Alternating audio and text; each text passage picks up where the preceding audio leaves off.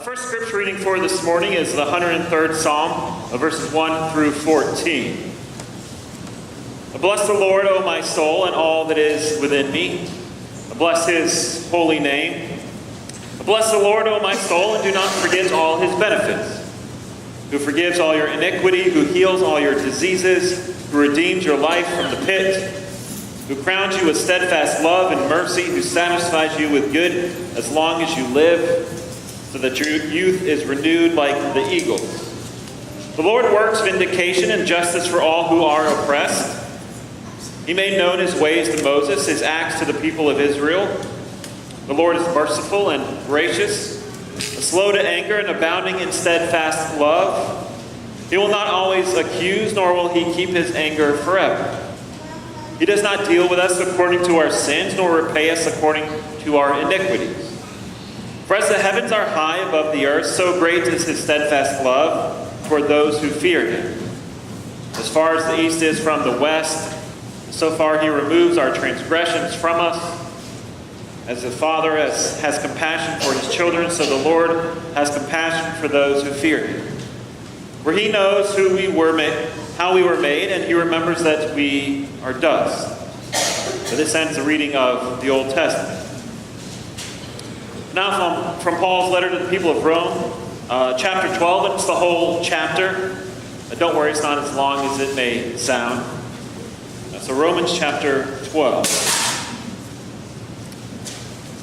I appeal to you, therefore, brothers and sisters, by the mercies of God, to present your bodies as a living sacrifice, holy and acceptable to God, which is your spiritual worship. Do not be conformed to this world, but be transformed by the renewing of your mind, so that you may discern what is the will of God, what is good and acceptable and perfect. For by the grace given to me, I say to everyone among you, not to think of yourself more highly than you ought to think, but to think with sober judgment, each according to the measure of faith that God has assigned. For as in one body we have many members, and not all the members have the same function. So we who are many are one body in Christ, and individually we are members of one another. We have gifts that differ according to the grace given to us. Prophecy in proportion to the faith. A lot of P's, my apologies. The ministry in ministering, the teacher in teaching, the exhorter in exhortation, the giver in generosity, the leader in diligence, the compassionate in cheerfulness. And let love be genuine. Hate what is evil. Hold fast to what is good. Love one another with mutual affection. Outdo one another in showing honor. Do not lag in zeal. Be ardent in spirit. Serve the Lord. Rejoice in hope. Be patient in suffering. Persevere in prayer. Contribute to the needs of the saints. Extend hospitality to strangers. Bless those who persecute you. Bless and do not curse them. Rejoice with those who rejoice. Weep with those who weep. Live in harmony with one another. Do not be haughty, but associate with the lowly. Do not claim to be wiser than you are. Do not repay anyone evil for evil, but take thought for what is noble in the sight of all. If it is possible, so far as it depends on you, live peaceably with all. Beloved, never avenge yourselves, but leave room for the wrath of God. For it is written, vengeance is mine, I will repay, says the Lord. No, if your enemies are hungry, feed them. If they are thirsty, give them something to drink. For by doing this you will heap burning coals on their heads. And do not be overcome by evil, but overcome evil with good. This is the word of the Lord. Thanks be to God. So I've been doing this sermon series, G.R.O.W. The first week was going from guest to host. Second week, R, reaching others, and O, obstacles, which was a little condensed version last week, right? Squeezed it in, but we managed to do it. So we come to W today, the last letter in the G.R.O.W. series, and it's worldly impact. So kind of what I mean by that is I've noticed a big kind of trend in society, and self-admittedly for me as well. We all want to make a difference in the world, right? We want to have some positive impact on this planet that we live and this place that we love. And and make it better than it was when we first arrived. So we can do that in many different ways, but it kind of even goes back to our original ancestral roots. Adam and Eve and Abraham, they were focused on lineage and leaving a lasting positive impact in this world. So there's always kind of been some deep-bedded human desire to have a worldly impact. So this speaks to this week's letter of W. How we go about doing that worldly impact and how it's kind of come about for other people, and how we can really, in fact, change the world. It may not be as daunting as it first sounds or seems. You see, the truth is it's easier and more accessible than one can possibly ever imagine. Changing the world. It doesn't always have to entail constructing mountains or saving someone's life or inventing some new invention or form of technology that will impact millions or billions of people. In fact, I've seen this world transition, and I mentioned its transition at an ever rapid rate, right? New technologies are always coming about. There's a new iPhone every 3 months, it feels like. The internet changes constantly. There's new social media. Things just change at such a rapid pace that sometimes we might feel like we're drowning in that swirl of technology and pace. But here's this little nugget that I found extremely interesting. I found it a few weeks ago on the internet, so of course it's true, right? And so apparently this fact is that it took humanity approximately 4 times longer to switch from copper swords to steel swords than it did to switch from steel swords to nuclear bombs. And so say it took us 100 years to go from steel swords to nuclear bombs. It took 400 to go from copper swords to steel swords. Right? Kind of remarkable when you think about how fast technology's progressed and moved and gone in that certain direction.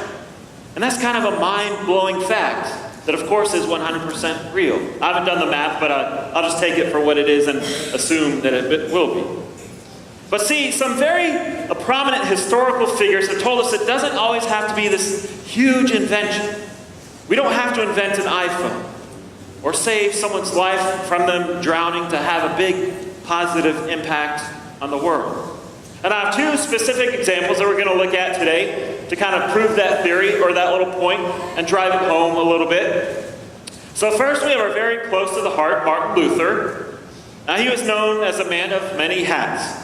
He was a German professor of theology, a composer, a priest, a monk. Yet he's probably most well known for his posting of the 95 Theses on the Catholic door, right? I could just imagine that little picture, him walking up there with this little scroll of issues, putting it up on the door with his hammer and whatever nail or stake he might have, and hammering it on the most popular Catholic church in town. What a sight that would have been, right? But it seems like a very insignificant event. All he did was take this little scroll and post it to this door, and he mainly had issue with a big thing that the Catholic Church was doing that he didn't like. It was the selling of these things called indulgences. Maybe you've heard of them.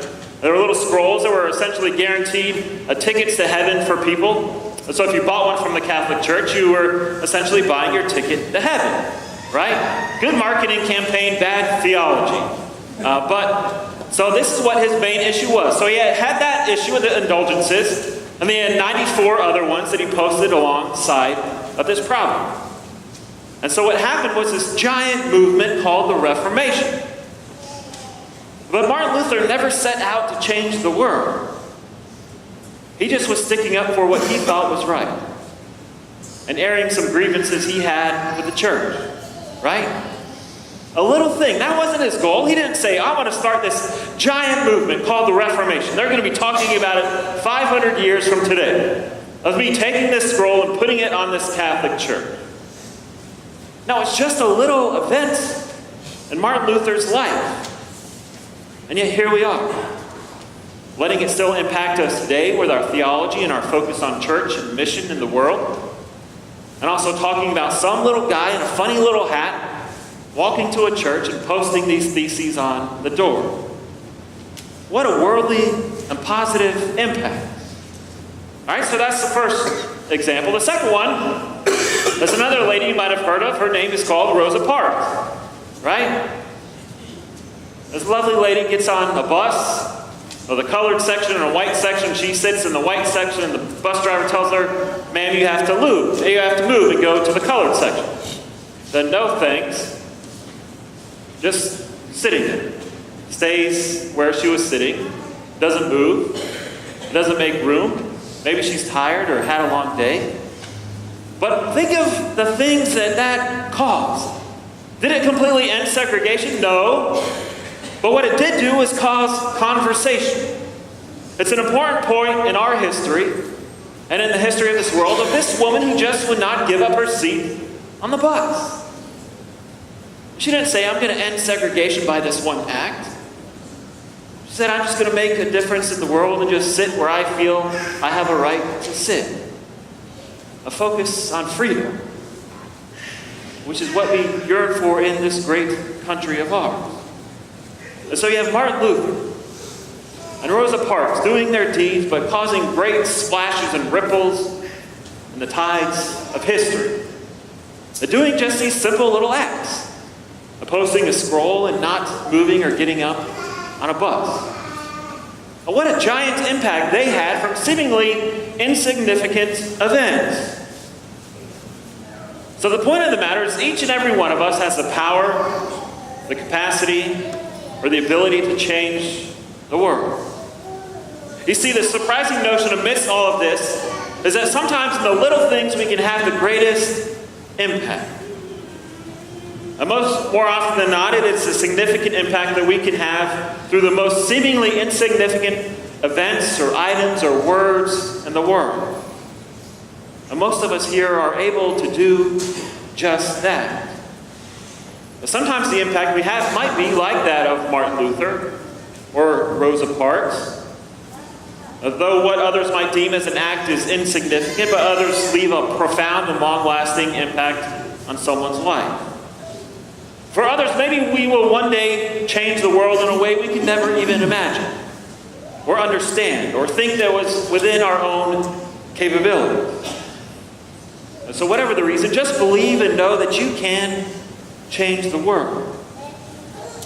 But it's through often the little stuff that we do in life. How we treat others, how we act, what we think, what we say, how we live each and every day of our life. You see, this goes for growth, as what we've been focusing on for the church, the community, and even us as individuals.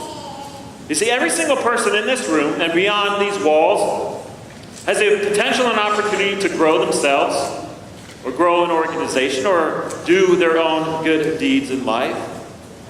But it requires what Martin Luther and Rosa Parks believed in, doing what was right, and having some kind of moral compass in this world that drove them and taught them to say that, now is enough, and we stop where we are.